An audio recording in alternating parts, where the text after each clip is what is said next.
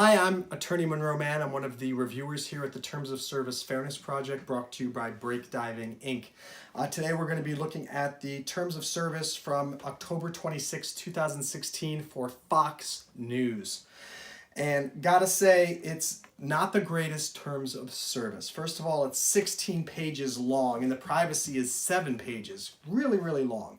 Not cool. It's not a nuclear generator company. First of all, obviously, if you're just using the website, you're not actually a member, there's not really much of an issue. But if you do sign on and you decide to use some of their member services, that's where the Terms of Service starts to get a little sketchy. Regarding privacy, do not track signals are ignored. So if you're trying to use that through your browser, Fox News just ignores that. Like most of these websites, their law enforcement disclosure is way too lax. They will give your information to law enforcement without a warrant in many cases, and basically just a request. I think that's very uncool. There should be a very clear legal reason for why they're requesting the information, and it should be a court order. For this reason and others, they get a 1 out of 5 in terms of privacy. It actually says in the Terms of Service, you have no expectation of privacy. So basically anything that you post, they can modify it and still attribute it to your name. They say that. Moving on to the right to equal, fair, and reasonable expression, they get a 0 out of 5. Why? Because they can kick you off for any reason whatsoever, and there is no clear reasoning why or why not. So, not cool. The right to control your intellectual property, they get a 1 out of 5. The worst part about it, any unsolicited submissions to Fox News automatically becomes the property of Fox News. So if you have a screenplay and you're trying to pitch that to Hannity or something and you send them a script, according to the Terms of Service that you signed and you agreed, they will now own the copyright. Not cool. Very, very horrible. The right to sue, they get a 2 out of 5. The venue is New York law, and all actions are barred after 1 year. All states give you varying statutes of limitations based on how long. For example, there is no statute of limitations on murder. And usually contract issues have a 6-year statute of limitations. Here, basically saying you only have 1 year. And unless you read this thing, you probably didn't know that. I think it's very uncool of them for them to do that. Also, in most cases, you're forced to arbitrate. But get this, you can't disclose to others if you engage in arbitration with them, which is basically their way of hiding any wrongdoing that they do. So if you have a dispute with Fox News and you decide to go into arbitration based on this Terms of Service agreement, you are barred, because you signed this Terms of Service, from going to the media or from even talking to friends or family. Pretty messed up.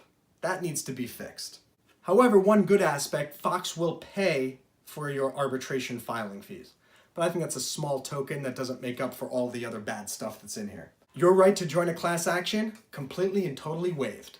0. The right to no hidden terms or fees, okay, they get a 3 out of 5. That's not bad. However, a Terms of Service violation, which we talked about before, is arbitrarily decided. Automatically, you give up any right to a refund. You forfeit all of your subscription fees. Plus, strangely, you have to pay $50 for each unsolicited message that you send. That's weird. They have message police that are tracking this, and they're going to send you a bill. Here's $350 because you sent 7 unsolicited messages. Not cool. The right to fair process and to be heard, 0 out of 5.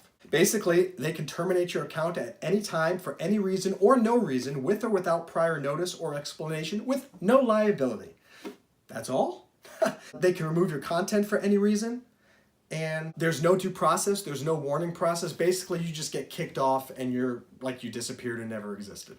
The right to appeal and the right to return, another 0 out of 5. There is no right to appeal, there is no right to return. Not good. Further, all of your rights terminate upon your death, which means if you die, your loved ones would have no claim to anything that's in your account, or the estate wouldn't be able to manage anything. Seems pretty fishy. Finally, the overall right to reasonable terms, a huge 0. Their unsolicited submission policy, where they own anything you send them, is absolutely abhorrent. It is disgusting and it is inexplicable. and they need to remove that. Also, just like CNN, they have way too many disclaimers. So they have no obligation, it says this in the terms of service, no obligation to report the news accurately, basically. And yet they're a news organization. So apparently nothing that you read on the site can be trusted. And this is not just a crack against Fox News. CNN, same exact thing. All of these news organizations basically disclaim any liability, any responsibility for giving you the actual truth. These are just a sampling of some of the analyses for the Fox News Terms of Service. Please visit tosfairness.org where you can sign up to actually post your experience and rating for this and other terms of services. We also hope you will sign the petition on change.org to help promote the Terms of Service Fairness Project. Thank you so much. I am Attorney Monroe Mann from Break Diving. Catch you next time.